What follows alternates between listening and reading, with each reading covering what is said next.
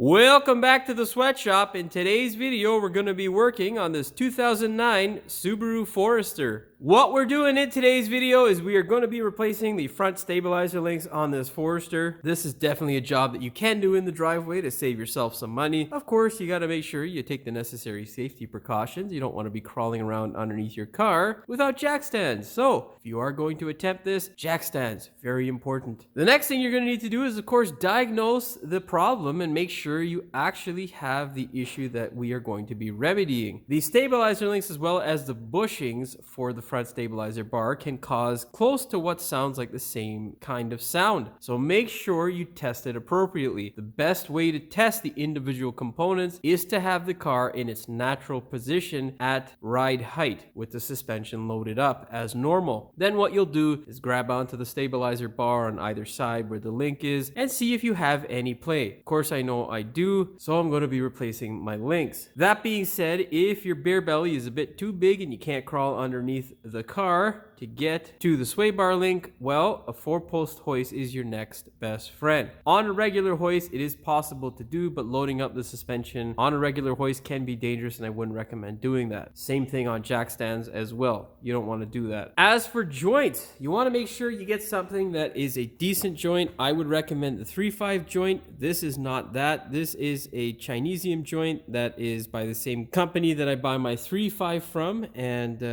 well, I couldn't afford the 3.5 because, well, our government is stealing all my money in tax and through interest. So yeah, but that's another topic we won't quite talk about today. Anyhow, whenever looking for a joint, you want to make sure you stay away from the Moog ones because they are what is called a serviceable joint with a grease nipple. There has been various iterations of that same joint. They suck, all of them, because they're all serviceable. Essentially, you had one that had a thicker rubber shield that would go over, that really wasn't something that protected the joint well because you could just simply lift the rubber and, well, you'd expose the joint. Of course, sand and whatnot would get in there. It would ruin the joint over time. And when you're constantly greasing the goddamn thing, it's just annoying to constantly grease the thing. Now, that's not necessarily an issue. I don't mind greasing it, but the joints I find fail prematurely. Then they updated it to one with a rubber sort of seal like this that allows the grit to stay out, but then the seal was really thin and they would often rupture, which is the problem with my current joint. And of course, the knocking ensues. You pump the thing full of grease and about 2,500 kilometers after you're into an oil change, the piece of crap starts knocking again, and it is really annoying. Is there anything wrong with the joint knocking other than the annoying sound? Not generally. It's just annoying to me and I've had enough of it. Of course, the other reason for this video is so that I can have something that is of a normal size to edit, so I don't spend my whole weekend editing, which sucks. Nonetheless, I'll be showing you how to remove this stuff and put it in properly, and tips and tricks on how to get it off. We'll also be giving you the torque specs, which I always do. Of course, before we get started with today's video, do me a big favor. Hit that subscribe button as well as the notification bell so you never miss one of my new videos. All right, let's put this thing up in the air. I'll show you what I'm blabbing about and we'll get started. This here is the wonderful joint that is giving me a clickety-clack sound every time we go over a bump. Really annoying. You can see there are grease nipples, which you have to usually pump with grease every other time you do an oil change, which, whatever, not the biggest of deals, just annoying. You can see here we have the seal that is ruptured. Well, it might be hard to see from that angle, but this is essentially where it's ruptured from. And this is the bad joint.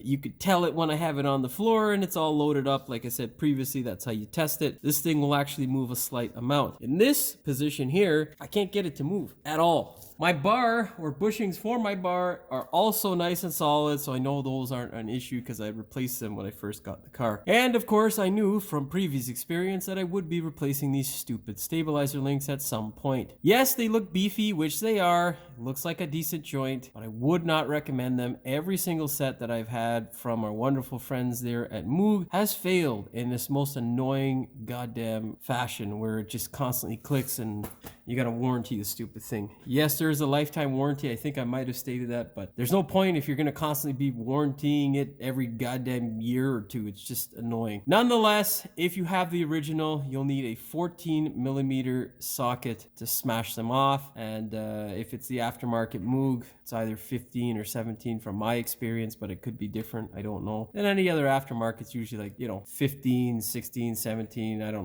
know. Depends. So your guess is as good as mine. There are a few different ways to tackle this. Heat is definitely a last resort. You always want to try and get these things off without heating things up, because there's lots of stuff in the area that you could burn if you're not paying attention. There are plenty of things to burn in the area, like your CV boot or the boot for your bowl joint. And honestly, you don't want all those nasty chemical fumes going into your lungs. What I like to do is take some WD-40, spray down these little suckers here on either side, and then I get a dye and I wind it on to get rid of any of the crud. The original, I believe, is an M10 by 1.25 pitch, and that's what we're going to try fitting on this guy here. But I'm going to get the appropriate dye, wind it on there, and I'll let you know exactly what it is if you have the Moog joints. Of course, it might change because they may have different aftermarket manufacturers. All right, you're going to get the appropriate dye and thread it into place. Most dyes have a tapered fit. You can see there it's a bit more open on this side here, and it's really nice and tight on the other side. So we're going to try with the open side just to catch it. And what this does essentially is it removes all the crud. So when you go to fire off that bolt, it's not going to get hung up on anything. At least that's the hope. But you can't really do much about the rust that's inside there. In case you're wondering, the other side was what I said. It's an M10 by 1.25.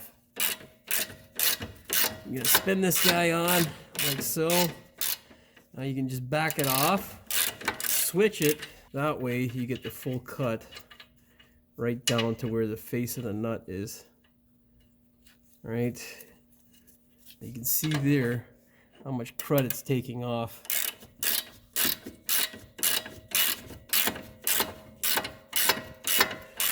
Now, most people think this is kind of pointless. You know what? To each their own, but it definitely makes my life considerably easier whenever doing these joints. I have a much higher success rate of taking them off instead of doing all kinds of janky stuff. Like heating and whatnot. Heating, whatever, it's not a big deal for me because I'm used to it, but it's not something that you want to do as a DIYer just because you make a mistake. It could be potentially really dangerous. Like say you're doing this in your garage. You might not have a garage left at the end of the job, which, well, you probably don't want that. I know I wouldn't. But hey, to each their own, right? To make your life a little bit easier.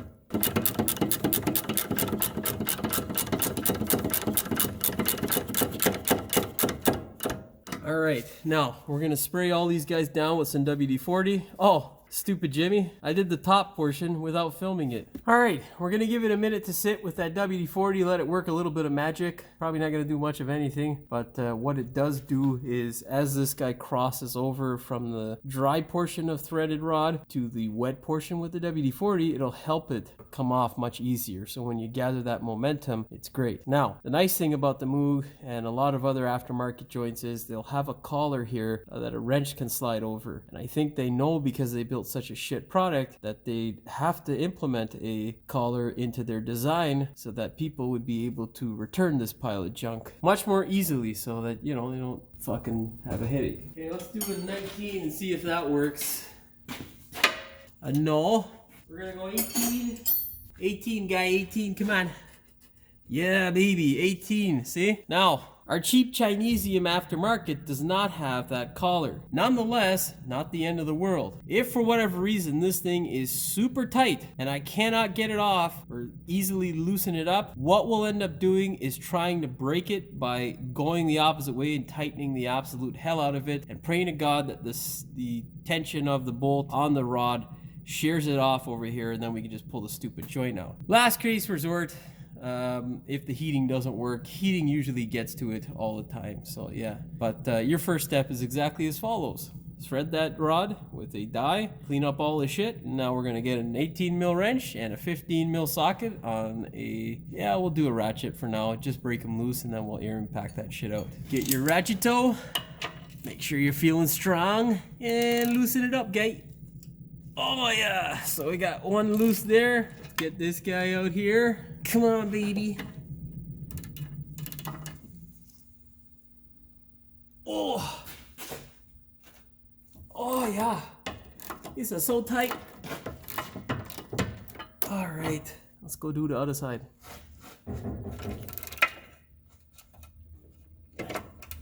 Yeah, she loosened up nicely without me having to do the wrench. So that's very nice.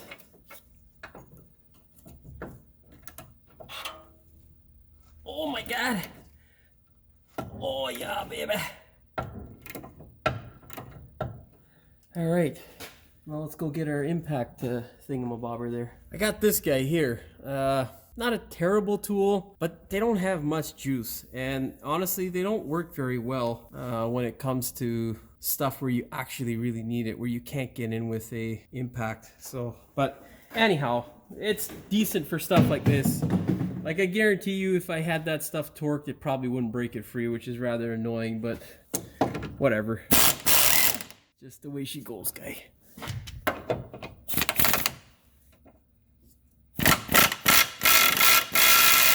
Now what you're gonna do to get this guy out here is just bend it back like this, kind of like in an S movement, and that's it. You're good to go, man. That's the sound that you generally get. Super annoying. You go over a bump.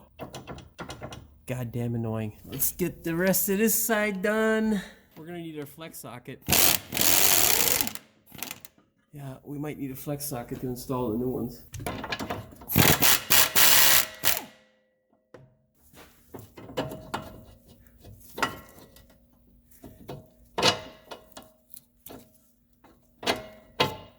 All right, now let's shake our bar.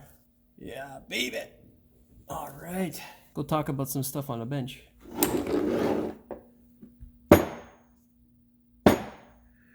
Piece of junk 1, piece of junk 2.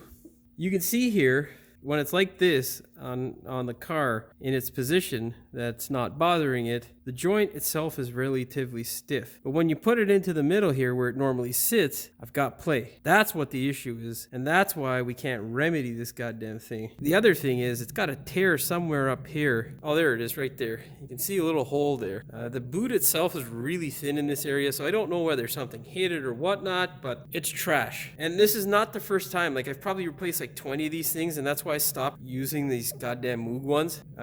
They're just not worth the price. And yes, it has lifetime warranty, but a lot of people are moving away, or suppliers are moving away from supplying this specific joint. So it's kind of hard to get the warranty sometimes. Nonetheless, you have to deal with it consistently. Anyhow, if you want to road test your car, diagnose this thing, basically what you want to do is you want to isolate the side that you think is an issue. And how you do that is by hitting a bump with that side first. You can't go over a speed bump at the same time. If you imagine the joint tied into the bar, if you go over a speed bump where both wheels hit the speed bump at the same time, they're both going to move at the same time. So you're not technically flexing the joint. However, if you do the opposite of that, which is hitting it with one wheel, you will hit the joint, torsioning or flexing this guy here with the deformation or movement of the suspension. That will cause this thing to expose itself in its natural ride height and will cause the clicking sound. If you hear more of a deeper thudding sound, it's usually those rubber bushings. But if they're all original and you're replacing the original stabilizer links at the time, I would definitely think about replacing your bushings, because they tend to be a real pain in the ass, and you don't want to replace one or the other and then have to deal with rusted up stabilizer links when you've already replaced them 3 or 4 months prior to, and now your bushings are making the same sort of sound. So yeah, my advice, replace them all at the same time if they're all original. And the original bushings themselves are not very expensive. They're quite cheap, so I would go with them, as are the stabilizer links. But if you're like Jimmy, live in Canada and having all your money stolen by our government, you might have no choice but to get the Chinesium ones. The nice thing is the Chinesium ones come with the same warranty as the Japanese ones. So yeah, you know what? If this shit goes in the next couple of years, hopefully I have enough money to replace them with Japanese ones, the 3.5 stuff, which is what I would recommend, or the Subaru stuff. All right, I'm gonna go find out the appropriate size for this. Looks like a 17, and then we'll fire this guy on the car. Before you go ahead and put your joints back in, make sure you bend them in like this. You wanna push them as close as you can toward the joint, and then pull off the nuts. Then get your favorite anti-seize and just douse the threaded rod in it. This does two things. Keeps the rod from rusting, so if you ever have to service the goddamn thing, there's not as much rust on it. And it's, you know, something that you can possibly slide a die over in order to make sure that you can pull off this piece of crap part if it fails on you. If it doesn't, it'll be a wonderful part, I hope. Should look something like that. Make sure you grease up the whole shaft and don't leave it unattended. There is a hex key cut out. I think it's a 5 mil. Yeah, whatever. We're not using it. I hope. Now go ahead, walk over to the car, and we'll slide these things in. You're gonna slide this guy in here. Grab the bar, push that guy through, and then just bend it up. I'll knock it into place there. Don't tighten up the other side. Make sure you slide this guy in, and then like that, and then just, come on, bend her through like so, and you're good to go. Now, get those wonderful bolts, thread them on. Make sure you get yourself a 17 mil flex socket. That should take care of these joints. Torque wrench also important. All right, let's fire it home now. What you're looking for is to make sure that the shaft itself doesn't move. So you're looking at that rubber steel portion there on this side to make sure that it doesn't do a 360. If it does, you got to employ the use of that hex key and a ratchet wrench or whatever you choose, really.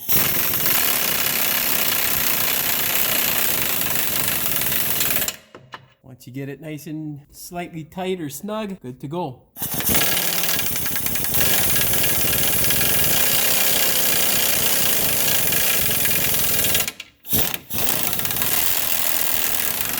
Spectacular! Set your torque wrench to 33 foot-pounds or 45 newton meters. Give it the shake test. Make sure everything feels solid, and you, my friends, are good to go. Well, that's all she wrote for this one. All you got to do now is take the thing for a test drive, make sure there are no noises coming from your front end, and you are good to go. Hopefully you found the video entertaining as well as informative. If you did, please like, share, and subscribe. Don't forget to hit the notification bell so you never miss one of my new videos. And as always, thank you for watching. We will see you in the next one. Welcome back to the sweatshop. Do you have a 2009 Subaru Forester that needs end links? That's not how that goes. Fuck.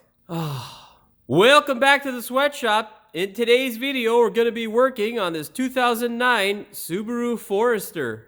Is this fucking camera jumping around again, man? Cocksucker. This is not a hard job. Definitely a job that you can do in the driveway. Of course, to diagnose it, you need a 4-post hoist or you need to have a really small build. Blah, blah. Oh, fuck. I don't know. My brains are all fucking scrambled. Let's start this over again. Oh, fuck. It's allergy season. So much fun.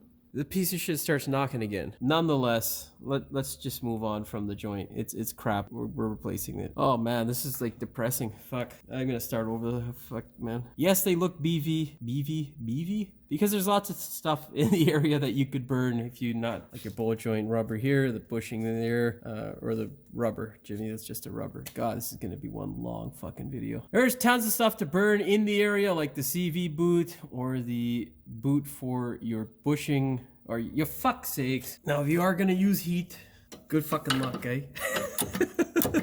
The rusted up stabilizer bar links, for fuck's sakes. Now, it may be important, I think, if you're gonna put the joints back in, obviously. The fuck, Jimmy? Do not open up the other. To open up? What the fuck? Oh, God. Man, if I don't record for weeks, man, it takes so much time sometimes to get back into, like, the flow. You know, you're just fucking, you know, that's how I feel at least. But anyhow, whatever. It doesn't matter. Hopefully, video was informative there, boys and girls. And if it was, hit that motherfucking subscribe button. And, yeah, peace out, eh?